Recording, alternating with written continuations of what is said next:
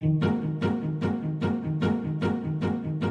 and welcome to the Adoption and Fostering Podcast. It's been a sleepy few weeks here at Podcast Towers. Scott's been on a cruise, I've been having half term, wrangling children. So we decided we would release an interview that we carried out at the very, very beginning of the year and didn't release for a whole host of reasons. It's with Molly, and she tweets and Instagrams as MollyMamaAdopt. And we were talking to her in relation to social media, contemporary adoption, her experience of being a new adoptive parent, and her experience and perspective on all things social media. She's down with the kids, unlike us, we're very many things, but down with the kids is not one of them, that's for sure. So we pulled together this episode, and needless to say, we will be back with you next week or the week after with an interview with the Children's Minister, Will Quince. So thanks loads for all of the questions and topics and comments that people have sent us through social media, direct messages, emailed us, all of that kind of stuff. If you've got any more topics, we're more than welcome to pull them together, and we're going to try and make sense of them and collate them into a sort of an hour's chat with the Minister. Anyway, hope you enjoy this episode, and we'll speak to you soon. Bye-bye. This evening we're speaking to Molly, and she is... you're down with the kids, aren't you, Molly? Molly, do you want to introduce yourself? Because if I do it, I'll make a total hash of it. Well, I wouldn't say I'm down with the kids at all, but thank you. I'm Molly. I'm a mum of two in England. Me and my husband, we adopted in 2020, so we're 18 months in after bringing home a little 10-month boy who is just scrumptious. So he's 2.5 now, and I have got a biological daughter who was 3 when we started the process, and she's now 5 turning 6. So, we were 25 when we started the process. So I guess that's quite young.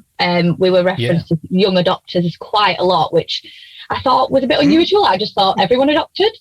But yeah, we adopted in lockdown, which was very interesting. But I started the process in December 2019 and straight away kind of got involved with the adoption community online, looking for some support, just trying to find other people to relate to. I didn't really have any other adopters, or adoption wasn't really prominent in my life.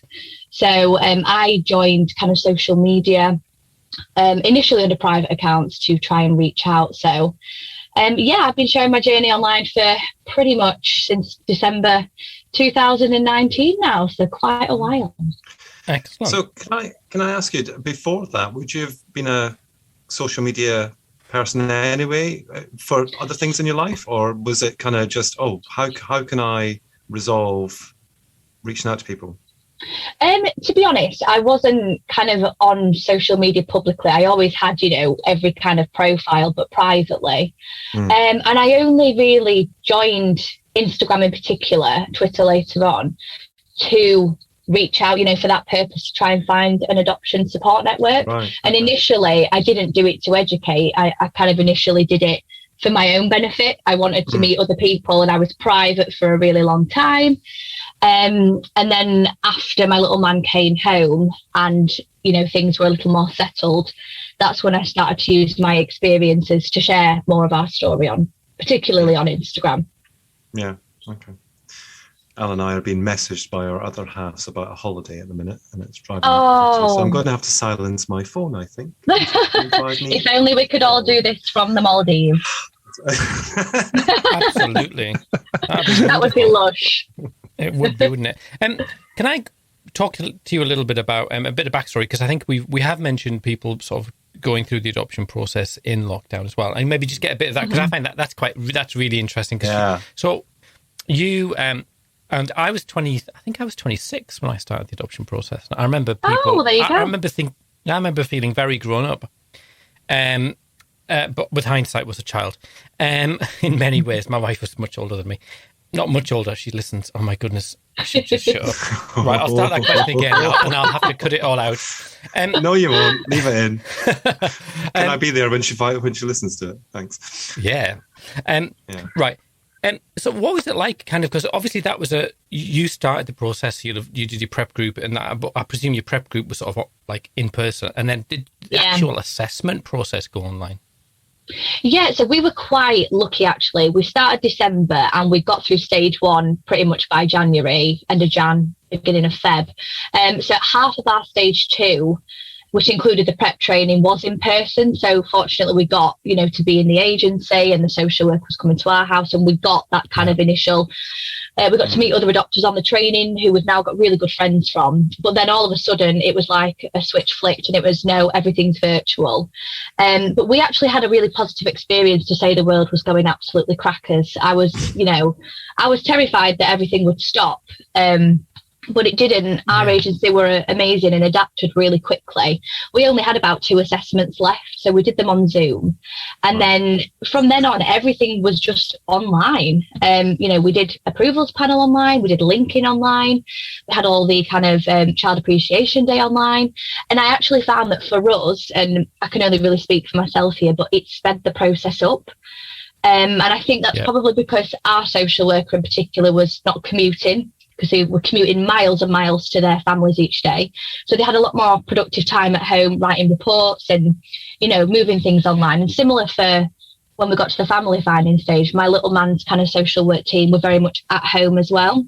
So we flew through the process within 5 months, with that included. We were approved 5 months after we started, with, lockdown kind of factored into that. I mean, I think for us old men, that's quite a scary prospect, isn't it? Because we're always saying that, I was 18 months being assessed. Wow. But we were the first kind of same-sex adopters through the agency. So it was a little bit kind of, let's make sure we double dot those I's and double cross those T's. Kind of. But I think even 5 months, that's really fast, isn't it? It was. But you know what? It was probably the most intensive 5 months of my entire life. We were absolutely on our knees, and we were parenting alongside it. We were both in full-time work. We had a 3-year-old who was sassy and in that full of attitude phase. So we were absolutely on our knees, but we got so much out of it. And I mean, the process normally, we were told about 6 months, but I think because of that lockdown at the end, we managed to speed quite a lot up, and obviously get that panel date in a little bit earlier with thanks to our agency. So, yeah. Wow.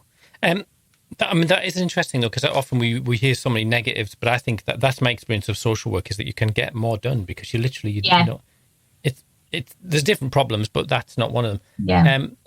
And so the whole experience of matching, and I know that people talked about having to create sort of bubbles, and this would be, it's on the news tonight about May 2020 is on the news because of the infamous party. By the time this comes out, we'll know the full details of that. But so was it around that time that you're starting to have to go into introductions? So what was that? Foster carers have to be in a bubble. You have to be in a bubble. Yeah, it was really weird. Yeah, so we were matched with we weren't matched with our son. We got our son's profile before we were approved. And as soon as we were approved, we kind of flew through to the linking meeting, all virtual, flew through to matching panel in the July. And that really was kind of when everything was crazy and the world just stopped. And so we did have to isolate. Myself, my husband and my little girl were a bubble. And although she was allowed still to go to nursery, because my son's LA kind of prioritised her needs and routine there, so she was going back and forth to nursery still. And then the foster family also isolated as well. So by the time it came round to introductions, there were no tests or anything at this point, but we'd all done 2 weeks in isolation. And during introductions, we were literally one bubble, including my mum, who was helping out with my daughter. So we were all just kind of one big bubble, and just literally between our home and the foster home, that was about it. So really weird, but I was just thankful that it could happen, because I was so terrified of it just being stalled, like so many of my friends from Instagram, for example, were waiting months because their LAs just said, no, we're not doing anything. Yeah. And did you sort of document that process on your Instagram account? And was that an open account, or was it a sort of a lockdown account? Yeah, I did. So we were documenting the whole process from, I think, November 2019, even when we'd even just registered our interest and was kind of looking into adoption. And I did pretty much ramp things up when we got to family finding, and would cover that, keeping everything anonymous and really stripped back, and basic. I was on a private account at this point as well, so none of my kind of stuff was public facing, so I knew who was following me almost. And I documented that journey through kind of lockdown introductions. Not while we were there, it was very much we woke up, we did introductions, and I give a quick debrief at the end of the day. And I'm really glad I did, because I can't remember that time. It's such a blur, isn't it? There's nothing as exhausting in my life as doing those introductions. And I look back on the highlights on my Instagram, which is, where you save kind of the videos you've done. And I think, blimey, how did we do that? And there's so much that I forgot. So for me, it was important to document that. And most of the messages that I get are about family finding and introductions.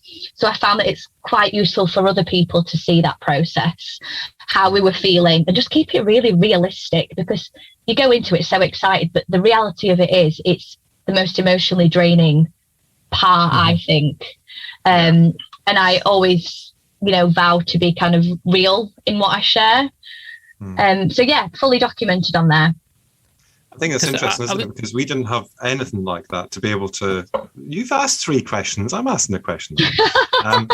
Pipe down now. When we were lads, we didn't have that kind of opportunity to be able to kind of share it and stuff. And you've just mentioned, there's a thing on Instagram where you can do highlights. Not a clue, not a Scooby-Doo, gone way over my head. Sorry about that. And I think that, there was. I think blogs were just starting to come in maybe. Oh, wow. In 2007 when we adopted. I mean, for goodness sake, and probably you're showing half your the age world. now. Yeah, I know. Half the world probably didn't even have access to the internet. So, it's kind of, it's fascinating to hear that you can document. Oh my God, I sound like a 90-year-old man, but it's just fascinating to hear that you can document this stuff, and that it's so accessible as well. Do you find that? Do you find that like people don't have to go too far to find something that you've maybe covered? Yeah, I think so. So the main kind of thing with Instagram that I've used, and I can only speak from my own experience, but you've got hashtags, a bit like Twitter actually. Yeah. So you guys will use hashtags and you search it. So all you kind of have to do is hashtag adoption, hashtag UK adoption, and it brings up not only mine, but everybody within the kind of Instagram online community, which is ginormous now. Yeah.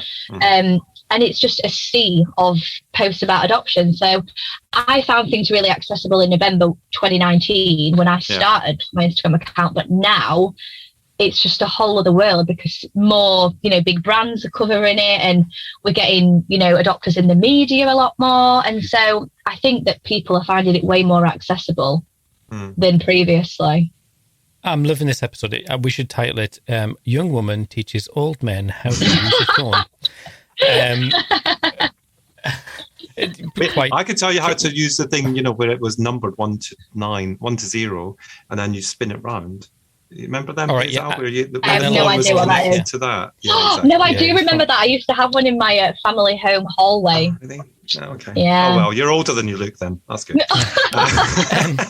Well, she was a very young child. It's a distant, one of her first memories of them throwing it out. The question I have is, I think that we talked to a lot of people on Twitter, because we were kind of I'd seen a few things, and I'd kind of go, I can't believe what I've just seen on Twitter, like an old person. You'll never guess what they're doing on their Instagram.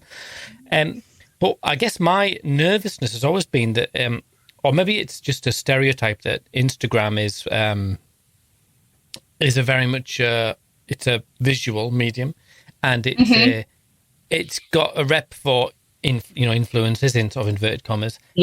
So it's very much a showing off kind of environment, where it's very it's very fluffy. And then to bring adoption, which is a very personal, very private matter, onto that forum, it seems like a contradiction. So how do you what are your reflections on that? Yeah, no, perspective? I completely understand that. I think Instagram is obviously known as a kind of visual social media tool. You've got Pinterest, but I think Instagram's more about, two-way communication. There's definitely a lot of influencers on there, and there's a lot of adoptive parents that are big influencers with huge followings.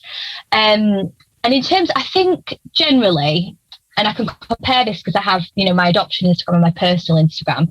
My personal Instagram is very much filled with kind of the showing off culture, look at my new shoes, look where my family's been, look where we've been for tea, it's really fancy, here's a selfie in the Savoy, that kind of thing. That is me as well, Scott's I can't lie. But whereas my adoption one, I think because it's really community driven, I found it really different. And it's probably because I am very conscious about who I follow, that I only see, the people who align with what I kind of want to see and what I believe in and what I'm there to do to educate and share and be a support and help people and, raise the profile of adoption. And so for me, on the adoption side of things, I think because it's quite close-knit and you have the control of that, of what you look at and who you follow, I've not found it to be showy off it. I found it to be a really good community. And although it is visual, there seems to be the general kind of thing that everyone's really careful. I know a lot of agencies and local authorities are very aware that Instagram is a thing. We had guidance, to say, you can't show children's faces, blur things out, remain anonymous. And a lot of myself and my friends in the process had social workers checking the accounts, to make sure that it was suitable, which is right, for the safety and the security of yourself and your children. But I would disagree in this instance that it is about showing off. I found it invaluable support, and I would hope that nobody kind of views mine as showing off, because a lot of my content, I'm not going to lie, is me looking like I do right now with my hair scraped up. I've not even sat down all day. Look like a bit. I do. No, well, I'm not even mad at you for saying that. I am. Say what you like. Listen, this is rough. Look, my hair isn't even brushed. But that's what my content is. It's real. Yeah. It's exhaustive. And that's really interesting. That is hugely interesting, because I think that when we think about Instagram, Al's right. It's about the influencers and all that sort of stuff. But there is. So, are we saying there is another side to Instagram that actually is less about that and more about the dark side? Listen, the good side. Yeah, listen, I've seen the dark side of Twitter this week, and I don't want to see it again, right? Okay, yeah. Well, I do have a Twitter account, and I've held off from it because I'm still getting to grips with Twitter, and it's a little bit scary. Yeah. So I agree with that. Yeah. Okay. So but that in itself is interesting, isn't it? This is a social media platform that we kind of think about social media as being the same regardless of the platform. And just what you were saying there, I remember, because I sat on adoption and fostering panels for a few years, and I always remember, and no, I'm not going to mention any names, but a certain chair of one of the adoption panels that I sat on 10 years ago used to go, right, now we need to talk about Facebook. Right? Well, I know it's a big issue. It still is. But... Well, I went to a panel as a what's it called when you go to a panel just to thingy? Oh, yes, that's it. Yeah. So I went to be a panel observer on another panel where this was. I know. Yes, I am. I'm in my 90s now. I feel like I'm in my 90s tonight. So I went to observe on another panel where this person was chair of this panel, and this was like 3 years ago. And the same thing was, now let's talk about Facebook. And I'm sitting there and I was there to kind of give them advice on how their panel was run and stuff like that. So I was able to kind of advise them on the fact that it's not just Facebook anymore, but that's it's a different world. When you're dealing with old people, things are desperate if you're the expert in the room. Shut up, you. But also thinking about, and I know that we've had Helen Oakwar on the podcast before, and she's writing a kind of an update on her bubble wrap children, because that's all about social media. But it's from quite a while ago, so it'll be interesting to see how that goes. But it is proof in itself that the world has moved on. Social media is a thing, whether you use it or whether your children use it. Children are using it younger and younger. Let's be honest about it. That's terrifying. It is. And I was just going to ask you, kind of, your children are quite young still, I know that. But what's your kind of thoughts on that at this stage in the game? Because obviously we all have those kind of thoughts when they're younger, but actually the realities of it changes so fast. It's so fast. It does. And I know a lot of, 12, 13, 14-year-olds on social media, and I would be lying if I said it didn't scare me and Sam. we didn't really cover much of it in training because we were like, oh, we're having a 0 to 2-year-old, it's fine. We've got a 3-year-old. Yeah. Like we can worry about this in 10 years. But actually, it changes so quickly that we do talk about it quite a lot.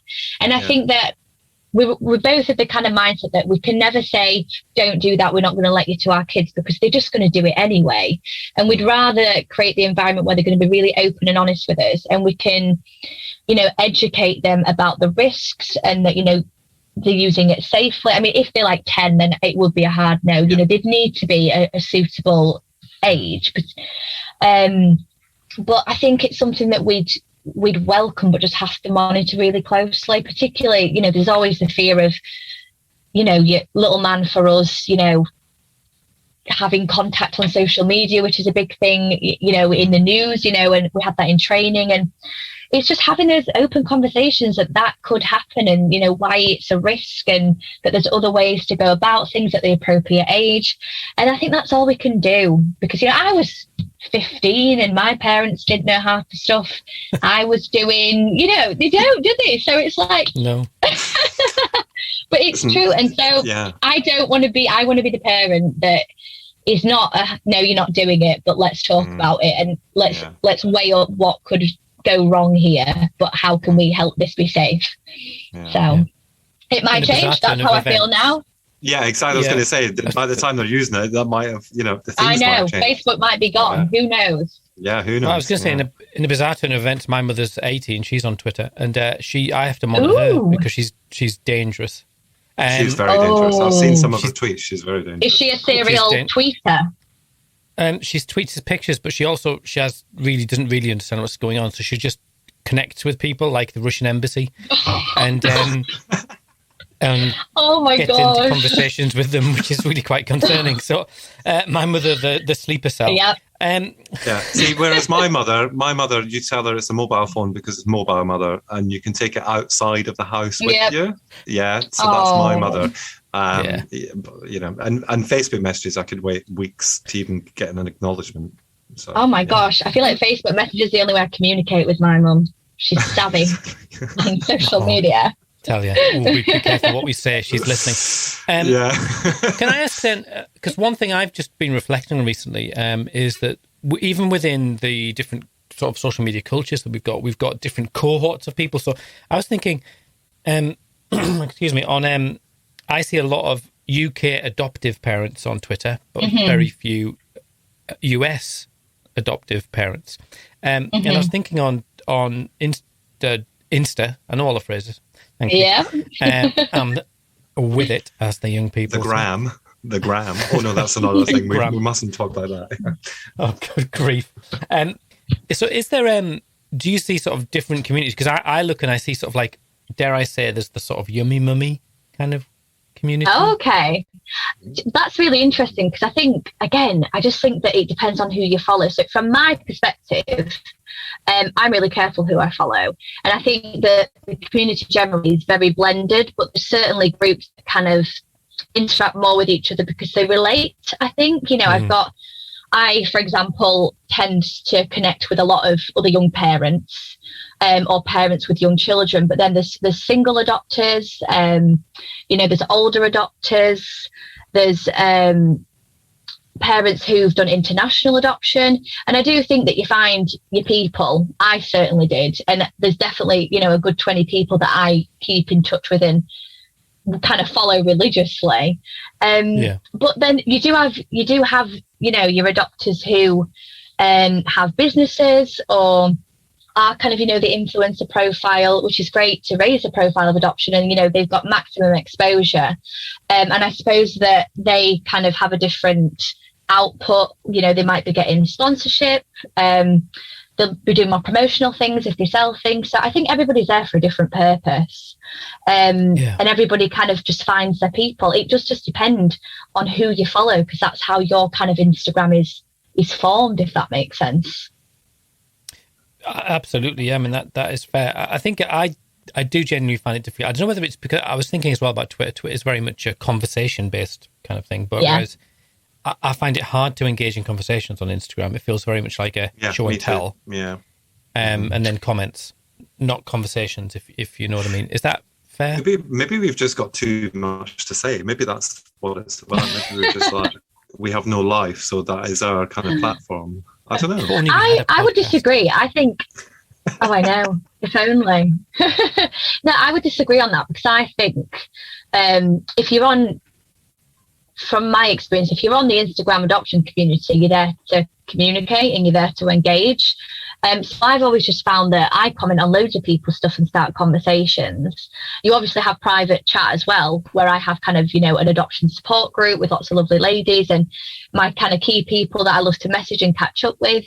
And a lot of people will post things, and a lot of people respond with their experiences and share that, and then they'll comment back. Mm-hmm. So I think for me, it is really conversational, and that's what I love about it. Is there any, because on Twitter it is notoriously a bit fractious, is there a sense of that on Instagram? Do you get those fractious conversations? I would probably say yes, because social media is always going to have that side to it. From the people I follow, I don't see much of it, but you hear amongst other people that there are kind of scenarios sometimes that happen, but I've not seen it kind of prevalent within the adoption community. I think it just depends on who you follow, who follows you, what kind of things you're sharing. And there's always trolls, isn't there? There's always trolls as well that trigger things, which I found a couple of times, and I know a few people struggle with on the Instagram side of things. I have, yeah. It just comes with social media, I think. I remember the first time I got trolled, I cried. I was like, oh my God, I've been trolled. And I really took it personally. But I think it's just part and parcel of having that online presence. It comes with it, and you've got to be prepared for it when you put yourself out there. I mean, was it targeted? Was it just sort of? Was it targeted? Was it malicious? Was it just having a go on general? Excuse me. I don't necessarily think it was targeted at me. I think it was coming from the kind of anti-adoption argument, and someone had searched a hashtag. It's not someone that I never followed or I never seen on Instagram. It was kind of an anonymous account. And that tends to be quite a common thing that I found, and from speaking to other adopters on Instagram, that they found as well, that, there will be people that troll your accounts, whether it's by the comments or by messages. Wow, we've not seen any of that, have we, Scott, on Twitter? We've seen a lot of it on Twitter. I have seen you guys on Twitter, and I know that's a lie. But I think what's really interesting is it doesn't matter what platform you're on. If you're trolled, it can upset you to begin with. And I think I've made a conscious decision this year not to talk generally about adoption on Twitter, for the simple fact that you can be as supportive of different areas of the adoption world as you like. You can try and support people who are trying to do good things to help themselves. And I'm talking about adoptee voices here, really. You can do all of that. And it makes not one jot of bloody difference, because you still have, for half a dozen people that see what you're trying to help with, you've got half a dozen that really don't and think that you're just out for your own gain. So I've just made that decision this year, because actually I'm just fed up of being criticized for stuff, and I get enough of that at home. I don't need it online as well. Do you know what I mean? Yeah. So 2022 is well listen, I think that's just part of self-care as well, though, isn't it? It's not nice to be, it's not nice to have it constantly. No. But there's also, if you look at some of the kind of conversations that perhaps those other people, those people who are, quite, what's the word I'm looking for without trying to call passionate. Them out and gaslight them. Yes, passionate from an opposite perspective. And then some of the conversations they have with their own people, they can be nice people. Oh, yeah, absolutely. And if it was just a case of and I've said this all along, really, if we were all working together on it, whatever side we come from, then that would make a difference. But whilst we all kind of beat the crap out of each other online, it's just never going to work, is it? So, but online is only one area. There's not everybody is online, although I suspect as time goes on, that will be where most of the conversations are had, to be fair. And I know that the impact of some of the online discussions have had an impact on a lot of the agencies and the way they deal with things, recruitment, etc., etc. So we have to kind of accept that online is kind of here and it's here to stay. So, I agree. It's only natural after lockdown as well. Everybody's had to go online to find support and information that they need. So yeah. I do sort of question your logic, though, Scott. Maybe we shouldn't. This is maybe a private conversation to have publicly. Let's go for it. Why the hell? Go on. No, go on. Why not? I'm quite happy. You know me, I'll answer anything. Well, no, I kind of I understand the desire to kind of withdraw into your shell because of that everything you said sort of is just criticism and gunned down. But I kind of think, well, actually, that's deplatforming. I don't believe you. Is the sense it's kind of saying you shouldn't talk about this because you don't know anything about it. Well, actually, Balderdash, I don't know what you know, but I know what I know. I think that I'm really keen that I keep talking about it. And I'm not out for incendiary conversations. I'm not out to provoke anyone, though I know I may. But I'm just not going to engage with the stuff that comes after what I say necessarily. Yeah. So is that a strategy? See, what Molly said is quite a big part of it, because when I first joined Twitter, it was to look for support. And then there came a point when I started to work for Adoption UK where I went, okay, I want to use my position at Adoption UK to help others now because, it gotten so far in. So I became less of gay adoption dad and more Scott, and became an actual person rather than just a pseudonym that existed and, didn't post anything, too much. But as time has gone on, it's just become something that I wanted to do that for other adoptive parents, not for adoptees. I'm not there to support adoptees because I don't have that experience. I've not had that personal experience. I don't know, what that looks like for them. I haven't got that. But what I have done is listened. I've listened to what they've got to say because actually their experience means so much to me and my sons, because my sons are now being, I acknowledge how they will have felt. I can't experience how they felt, but I can acknowledge how they felt and I can adjust that within my parenting. So that's what that's about. But the part that I don't like is where it kind of becomes this very direct and very nasty kind of just vitriol. That's what I don't like. And I'm not going to put myself there for that because, I'm a non-confrontational person in real life. I'm not one of these people who likes it. So if you put it online, I have to keep and remind myself, this is a person I don't know. It's a person that I don't know who's trying to rile me up.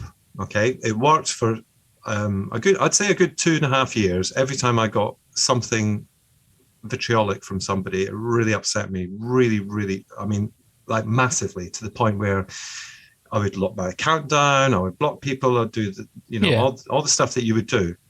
Now I just mute or I ignore or whatever. And I've had to consciously make that decision within myself to say, no, you're not going to get me like that because I don't know you. You aren't a part of my life. You do not know me. You cannot speak in a way that you think you know me because you don't know my family setup.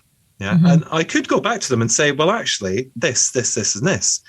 But I'm not going to, because that would just fuel the fire, if that makes sense. So for me, I just want to have a year off of kind of that conversation on adoption. And it's not that I won't comment on it. I'm just saying that, for the next year, I'm not going to get involved in that kind of deep crap. And then 23, you're going to come out swinging. Yeah, swinging with both balls. Yeah. I'm aware that we've got Molly on so she can listen to how we feel about social media. Yeah, I know. Sorry, Molly. Yeah. But you did ask me a question and I'm going to answer it.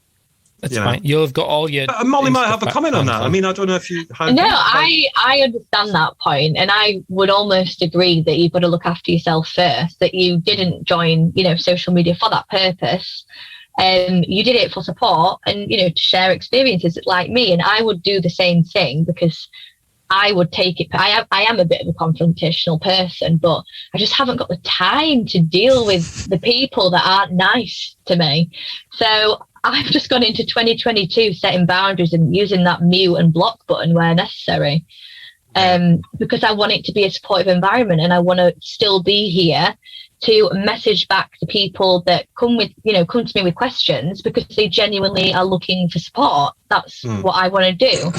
So anyone who gets in that way, then, sorry, bye. You've no time for them. Yeah. No. Yeah. Well, no, that's fair. Can I ask you, because you raised a point there, which you'd said earlier as well, that people come to you because of that collection of Insta pictograms.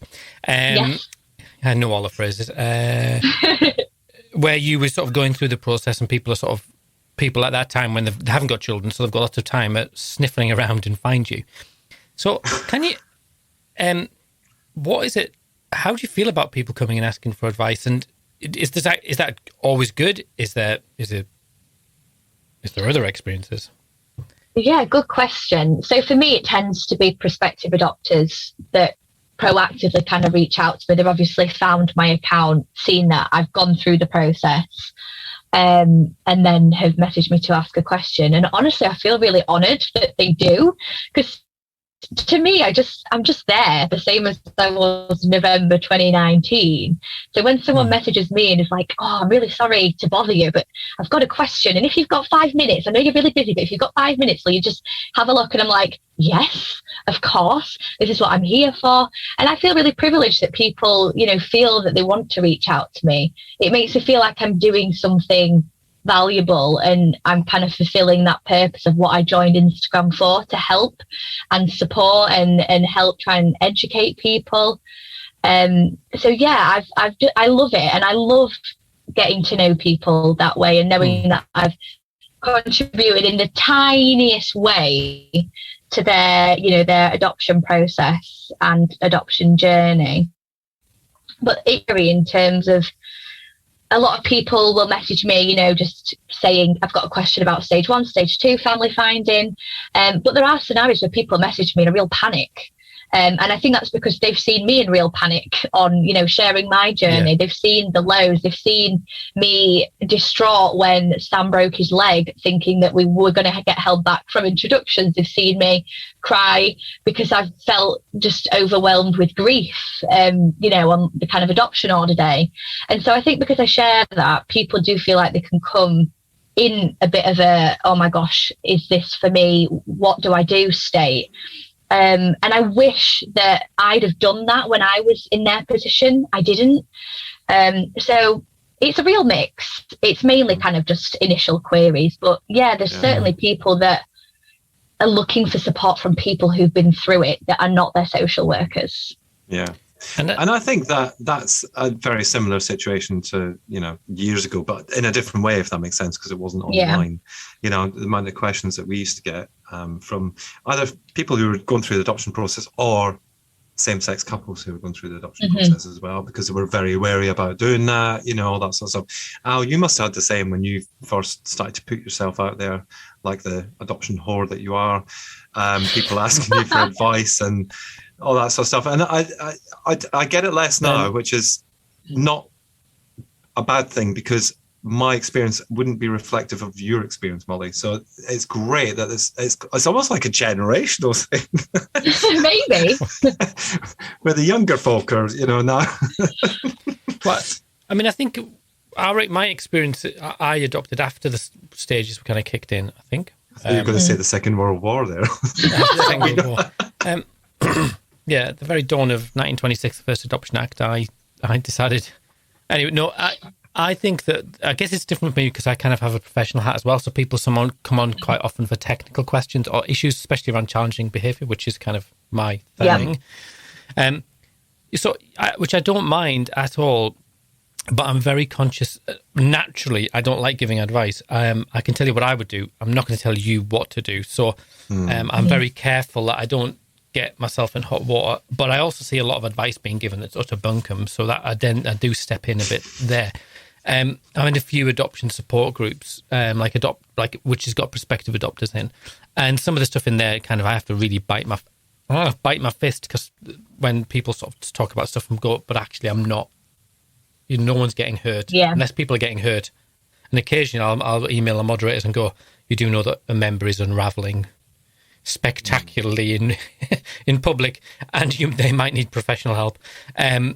So I try not to get involved with that sort of stuff. But I was going to ask as well, has there ever been any backlash against your openness from any professionals? No. Do you know what? There hasn't. And I do have a lot of friends on Instagram who've not necessarily had backlash, but they've had social workers and, local authorities or voluntary agencies with concerns, mainly for safety reasons, I guess, and kind of safeguarding.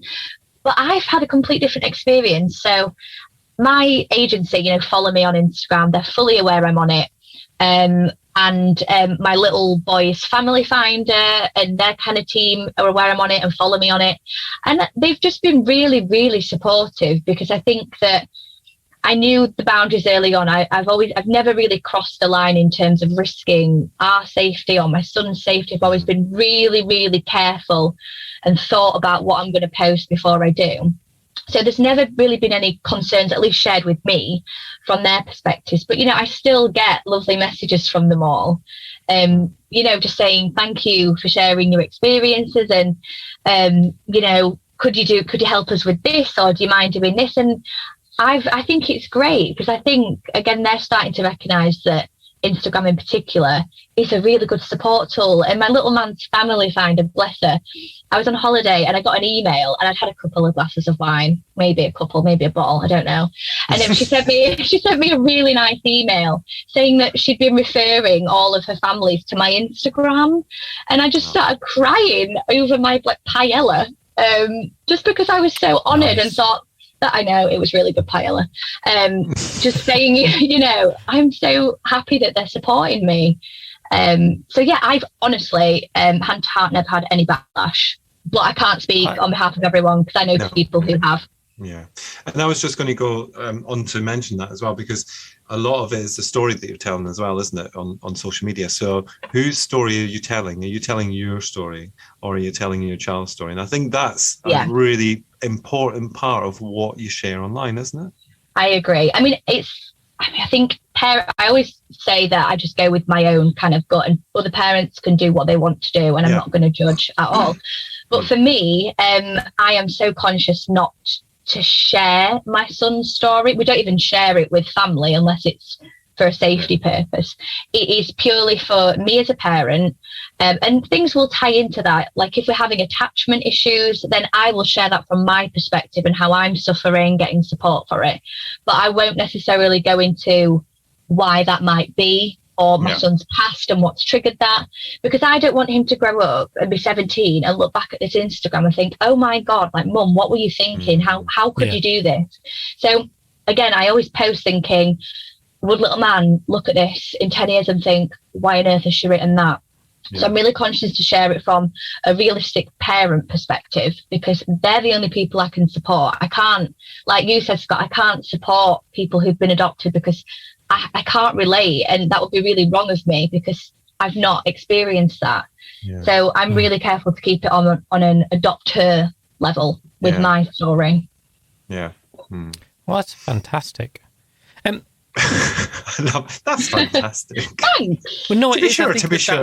But I think that's the nuance, isn't it? Because I think I wrote a blog for years, thousands of the blasted things, and I always. That's what you got an MBE for, his blogs. That's not why I got an MBE. Nothing else. No, that's not why I got an MBE.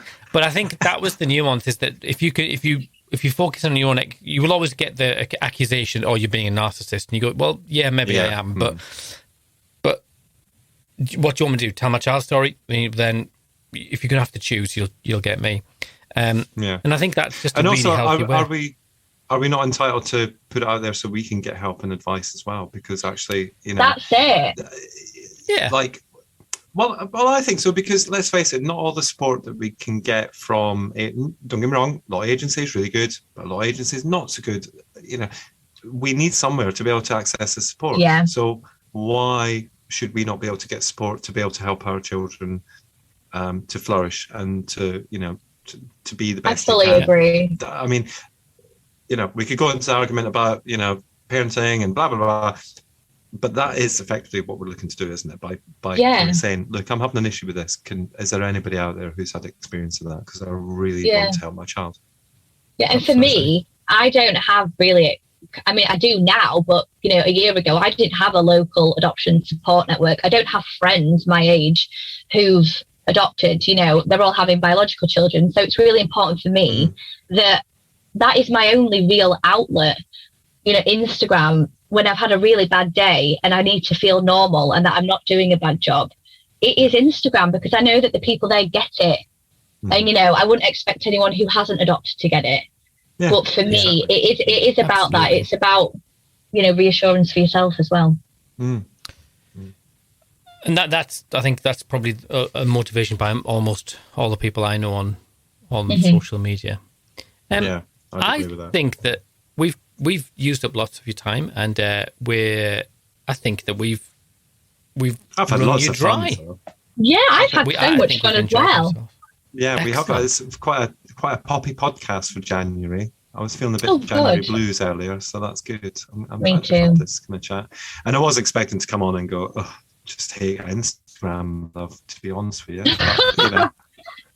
I've not converted you then yet. I mean, I use it, but not like, you know, yeah. It is a bit fiddly, to be fair. I feel like you've got to commit. Yeah, you've got to work at it, haven't you? Whereas Twitter, you can just go blur and then leave it. Yeah. See, that's why I'm not good at Twitter. I can't just go blur. And to be honest, we've got great faces for Twitter. You know, we ain't. You've got lovely faces. Oil painting Sim and me. Speak for yourself, mate. When I'm normal, I'm all right. Thank you. Yeah. A strong average. What's Pinterest? Yeah, Pinterest. What is Pinterest? Come on, what is Pinterest? Oh, I'm not a Pinterester. I feel like you have to have a lot of time for Pinterest. It is a thing. Oh my gosh, it's such a thing. But it was such a thing when I was in high school. So Pinterest is like, last year. You just go on and then you almost like, it is, or maybe like 5 years ago. I don't know. That's just my kind of millennial perspective of it. You go and you pin things to a board, and then you theme your board. So like you have one for like house renovation or like parenting. You know, so really it's been like a mood board online. Kind of thing for stuff so it has a purpose. If you're gonna read, I know what a mood board is. But to be fair, a lot of teachers use it. You know, a load of teachers use it for like classroom inspiration and like kind of activities for the children. It does have a purpose, but just not in my life. It's like post-it notes for young people. I wouldn't say it's for young people. It's a mix, I would say. You will have to get on Pinterest and have a go. Do you know what's interesting is that I kind of see Pinterest posted a lot on the Facebook and on the Twitter. And I know that when some of our regular listeners who really take the pee out of us listen to this, they're going to go, oh my god, and they're going to start tagging us and stuff. I just know that's going to happen because that's how our lives work. Is there any other platforms that we need to be aware of? Do we need to go near TikTok? Al's a TikToker. Well, do you know what? I have seen TikTok emerge a little bit, but I think that on Instagram, you've got the same kind of facility. So a lot of us don't need TikTok. Yeah. You've got the kind of reels, and they're a lot cleaner than TikTok. I mean, I am obsessed with TikTok, but not for my adoption purposes. Yeah. Excellent. So is my 15-year-old. Yeah. In fact, I need to check his TikTok because apparently there's a video on there that maybe is a little bit shall we say. So Note to self. Oh, okay. Do you know what? As you were talking about all this, I had this revelation halfway through, and I thought, do you know what? When I was like you, young, and smooth of skin, Molly, and she's all going of to feel that. vilified by the time she leaves. Like she's right. Okay. It's just good skincare, Al. That's all. It's something you might learn from that, Al. Yeah. that ship sailed. Well, actually, what was that desire? I was thinking about that desire to kind of like share your journey with people and that. And actually, I was on a BBC documentary when I went through your process. That's amazing. I bet that was a really big thing back then, Al. Right, that's the interview over. You talk to me like I'm an old man. I'm joking. That is still a big thing, though. They are happening. And do you know what? Telly? Yeah, the telly. Well, do you know what? No, Netflix is the thing now. I feel like telly's getting old. But through Instagram, I have been so lucky to be on the telly and do loads of things because people have found me on Instagram, not just, adopters, but brands and people who are actually starting to listen and raise the profile of adoption as a really valid route to parenthood, like Mamas and Papas and BBC and Sky News. They're all reaching out to adopters and, because they want to listen and share. Yeah. So you could still be in a BBC documentary, who knows? Well, so it strikes me that 4 million viewers, Scott. There was 4 million viewers every episode. That's nice. Yeah. And I got recognised in B&Q. Nobody remembers you. I got recognised. It's still on the internet, but I'm not telling you where. Oh, I can find it. Don't worry. I'm an FBI detective when it comes to the internet. If you find it, Molly, send me the link, because you'll probably find it much faster than I will. But I keep meaning to look for it, to be fair. But what was interesting, we got because they got permission for our children to be shown, and their story was, so it followed them. Oh, wow. And it followed us. And so they were completely on it. And I was in B&Q one day, and it was halfway through the series had gone out because there was 6 episodes. And I was in B&Q, and my son, who was just 2, and he was in the trolley thing, and I was looking for bits of wood or something. And this woman came up to me, and she burst into tears. No, that's not that uncommon. And she said... That's what I did. Because there was a sense of jeopardy in the documentary. Are they going to get the children or not? Because there was all kinds of things going on. And she said, you got your child. And she was... Oh, my gosh. For years, I would have bawled my eyes out. Stop us in the street. Is that not classed as a spoiler? Like, she knew the end of the story before it had gone out on air. That's not. You can't keep me locked up in a cupboard. Apparently, you can. So it sounds to me, it does sound to me like, just as an example, Facebook was a thing, Twitter was a thing, Instagram is a thing, because I was in the McCain advert. Just saying, me and my family McCain chips ad. Well, I'm not sure if it's for chips or just McCain. Oh my gosh, you guys are my claim to fame. I know, but isn't it? BBC. I don't know. I didn't watch it or look at it. But anyway, whatever. But I'm just saying, like, it seems like the platforms have moved, kind of, and something else will come up in 5 years, 6 years time. Somebody will be on that. We know from YouTube as an example. YouTubers who have who have a massive income from YouTube. Oh. Not me. Again, on there, not for the kind of exposure, but yes, YouTube for some people, you hear it does, but again, there's only a few of us adopters on there, but we're starting to get some kind of exposure on there, which is great. And we should just say, you aside, Molly, there are some adopters who should not be on YouTube because some of the stuff that they post is absolute BS, rubbish. But anyway, that's a different conversation to be had elsewhere, I feel. Well, it's part of the conversation that you hope viewers to be savvy to what they're watching. Like, I'm savvy, like you're savvy. You kind of go, this person's a flake, whatever. Yeah, true. But if you're vulnerable at the beginning of the process and you've not done your research, your homework, you could get kind of led down a path that you think. Yeah, you hoover up everything, don't you? Yeah, exactly. Yeah. But then, it depends what you look at, doesn't it? That's the thing. That's true. Anyway, we were about to finish, and I took us in a different direction. BBC One at 9 o'clock at 3 million viewers for 6 episodes. So shut your face. You said 4. You said 4 a minute ago. You did say 4. I'm sure we're it was going 4 down one now. episode, and it was 3 million. Look, it was more than. It's probably 4 million. It was 4 million on the first episode, and then it went down after that. That's probably what. Once it's all Al. And do you know what it was? It was his bleached blonde hair that gave it away. Yeah. Nice. I was 20. I was but a child, 26 on the telly.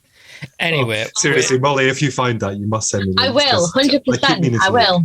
Yeah. It's deeply, deeply embarrassing. Right. Yeah. Well, I feel we could talk about this all night, and we really could. I know. Because I think social media is such a massive part of everybody's life now. We should. We should make Molly our roving social media correspondent. Oh my gosh, I'm no expert. Platforms, we'll get her back on. Well, thank you, Molly. It's been actually really eye-opening. I've had a lot of fun tonight, so thank you for curing my January blues. It's been a pleasure chatting to you. Oh, Well, thank you for having me. It's been so much fun. Thank you. Excellent. Yeah. And that's us. Look after yourself. Yeah, look after yourself. Anchovy. Bonjour. Thank you. Anchovy.